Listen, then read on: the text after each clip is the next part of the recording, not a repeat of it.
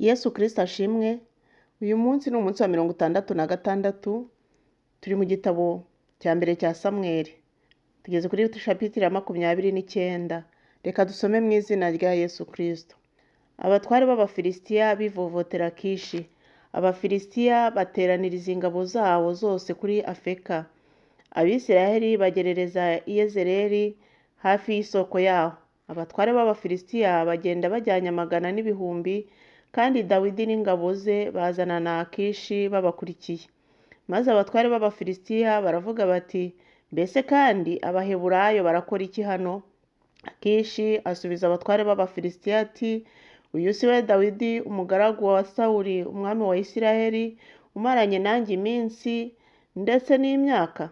Kandi uhereye igihe yimukiye iwabo akampakwaho, nta cyaha namubonyeho kugeza ubu.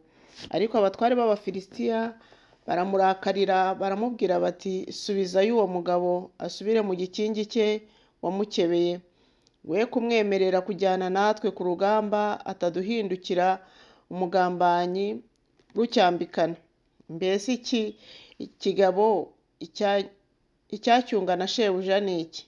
Si ibihanga by'aba bantu? Mbese uyu si we Dawidi babyinaga bikiranya bati, Sawuli yishe ibihumbi, Dawidi yica inzovu?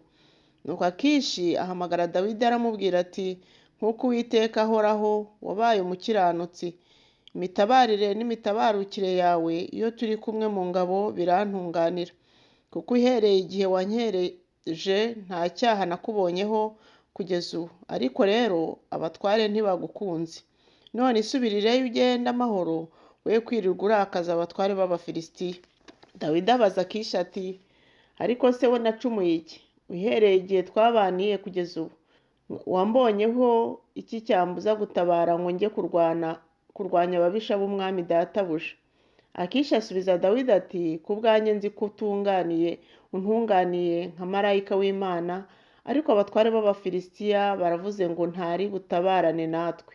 Nuko rero uzindukane kare mu gitondo n'abagaragu ba shobuja mwazanye, nimumara kubyuka kare mu gitondo habona, muzahere ko mugende. Bukeye Dawidi azindukana kare mu gitondo n'ingabo ze, baragenda basubira mu gihugu cy'Abafilisitiya. Nuko Abafilisitiya barazamuka batera Iyezereli. Igice cya 30. Abamaleki batwika Isikulagi Dawidi adahari. Nuko Dawidi n'ingabo ze bagera Isikulagi ku munsi wa gatatu, basanga Abamaleki bateye igihugu cy'Ikusi n'Isikulagi, batsinze Isikulagi, bahatwitse, banyaze abagore n'abari bariyo bose, abato n'abakuru. Ntibagira uwo bica, ahubwo babanyaze barigendera. Dawidi n'ingabo ze bageze mu mudugudu basanga bawutwitse, kandi abagore n'abahungu babo n'abakobwa babo banyazwe. Dawidi nabo bari bari kumwe baherako batera hejuru bararira, barahogora, bageze aho batakibasha kurira. Maze abagore ba Dawidi bombi, Ahinowamu w'umunyayezereli na Abigayili wari muka Nabali w'i Karumeli, nabo bari banyazwe. Dawidi akurikira iminyago ayifatira mu nzira ayigarura. Maze Dawidi arababara cyane, kuko abantu bavugaga nk'abenda kumutera amabuye. Abantu bose bari bafite agahinda, umuntu wese ababajwe n'abana be b'abahungu n'ab'abakobwa, ariko Dawidi yikomereza ku Uwiteka Imana ye. Maze Dawidi abwira Abiyatari umutambyi mwene Ahimeleki ati, ndakwinginze nzanira efodi hano. Nuko Abiyatari azanira Dawidi efodi. Dawidi aherako agisha Uwiteka inama ati, ninkurikira izo ngabo nzazifata? Aramusubiza ati, zikurikire, kuko utazabura kuzifata ukagarura byose. Nuko Dawidi n'ingabo ze 600 bari kumwe baragenda, bageze ku kagezi Besori, abari basigaye inyuma batakaraho. Ariko Dawidi n'ingabo ze 400 barakomeza, izindi 200 zirasigara. Zari zirembye bituma zinanirwa kwambuka akagezi Besori. Hanyuma basanga umunyegiputa ku gasozi, bamuzanira Dawidi, bamuha umutsima ararya, bamuha amazi yo kunywa, kandi bamuha n'igice cy'umubumbe w'imbuto z'umutini n'amaseri 2 y'inzabibu zumye. Amaze kurya asubiza umutima mu nda, kuko yari amaze iminsi 3 n'amajoro 3 atarya atanywa. Dawidi aramubaza ati uri umugaragu wande kandi uturutse he? Nawe aramusubiza ati ndi umuhungu w'umunyegiputa, umugaragu w'umunyamaleki, maze iminsi 3 databuja antaye kuko nari ndwaye. Twari twateye igihugu cy'Abakereti, cy'Ikusi n'icy'Abayuda n'Ikusi mu bwa Kalebu, dutwika Isikuragi. Dawidi aramubaza ati uwanjye imbere ukangeza muri izo ngabo?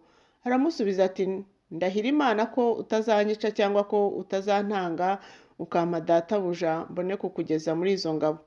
Nuko aramumanukana, basanga bagandaje barya banywa, bishimira iminyago myinshi bakuye mu gihugu cy'Abafilisitiya no mu cy'Abayuda. Dawidi aherako arabica uhereye mu rukerera ukageza ku mugoroba w'uwundi munsi, ntiharokoka n'umwe keretse abahungu 400 binaguriye ku ngamiya zabo bagahunga. Dawidi agarura ibyo Abamaleki bari banyaze byose, atangira abagore be bombi.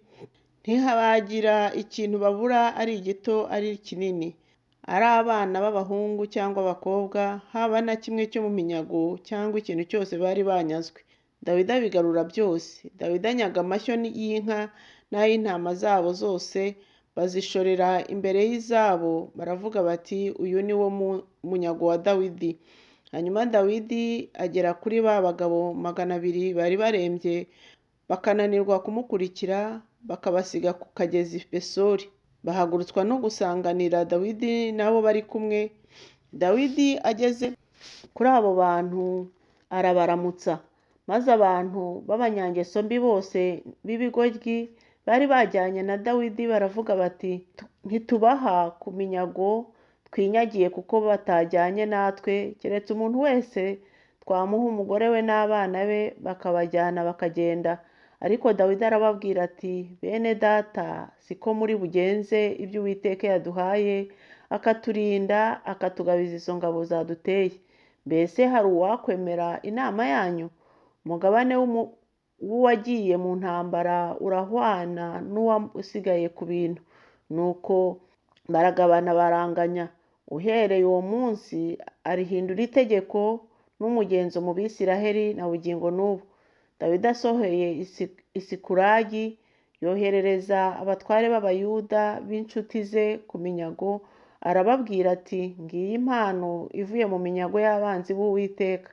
Abyoherereza ab'i Beteli n'ab'i Ramoti y'Ikusi n'ab'i Yatiri n'aba Aroweri n'ab'i Sifemoti n'aba Eshitemowa n'ab'i Rakara n'abo mu midugudu y'Abanyerameri n'abo mu midugudu y'Abakeni n'ab'i Horuma n'ab'i Korashani n'Abataki n'ab'i Heburoni n'abahandi hose Dawidi n'abantu be bajyaga babamo. Igice cya 31 titire yacyo kiravuga ngo urupfu rwa Sawuli nuko yaguye mu ntambara. Nuko Abafilisitiya barwana n'Abisiraheli, Abisiraheli barabahunga ariko bicirwa ku musozi w'Igilibowa bagwaho. Abafilisitiya basatira Sawuli n'abantu be, bica Yonatani na Abinadabu na Malikishuwa bene Sawuli. Urugamba rwibasira Sawuli cyane, abarashi bamugeraho bamukura umutima cyane. Sawuli niko kubwira umutwaje intwaro ati kura inkota yawe uyinsogote, bariya batakebwe bataza kunsogota bakankoza isoni. Ariko umutwaje intwaro aranga kuko yatinye cyane. Nicyo cyatumye Sawuli yenda inkota ye ayishitaho. Umutwaje intwaro abonye ko Sawuli apfuye, nawe yishita kuye nkota bagwa hamwe. Uko niko Sawuli yapfuye n'abahungu be 3 n'umutwaje intwaro n'ingabo ze zose bapfira icyarimwe uwo munsi. Maze abandi Bisiraheli bo hakurya y'ikibaya n'abo hakurya ya Yorodani babonye ko Abisiraheli bahunze kandi ko Sawuli n'abahungu be bapfuye, basiga imidugudu barahunga. Abafilisitiya baraza bayibamo. Bukeye bwaho Abafilisitiya baje gucuza intumbi, basanga Sawuli n'abahungu be 3 baraguye ku musozi Gilibowa, bamuca igihanga, bamucuza intwaro ze. Baherako batuma mu gihugu cy'Abafilisitiya gihereranye naho ngo bamamaze iyo nkuru mu rusengero rw'ibigirwamana byabo no mu bantu. Intwaro ze bazishyira mu ngoro ya Ashitaroti, intumbi ye bayimanika ku nkike z'amabuye z'umudugudu w'i Betishani. Nuko ab'i Yabeshi y'i Galeyadi bumvise ibyo Abafilisitiya bagiriye Sawuli, ab'intwari bose barahaguruka bagenda ijoro ryose, bamanura intumbi ya Sawuli n'iz'abahungu be ku nkike z'i Betishani. Bageze i Yabeshi bazitwikirayo. Hanyuma benda amagufa yabo bayahamba munsi y'umunyinya w'i Yabeshi, baherako biyiriza ubusa iminsi 7. Imana yo mu ijuru rero ibaha umugisha. Dushoje igitabo cya mbere cya Samweli, tuzakomeza ejo n'igitabo cya kabiri cya Samweli. Mugire umunsi mwiza kandi Uwiteka yigaragaze mu byanyu byose. Imana yo mu ijuru, Imana idakiranirwa, ibahe umugisha. Ndabakunda mu izina rya Yesu.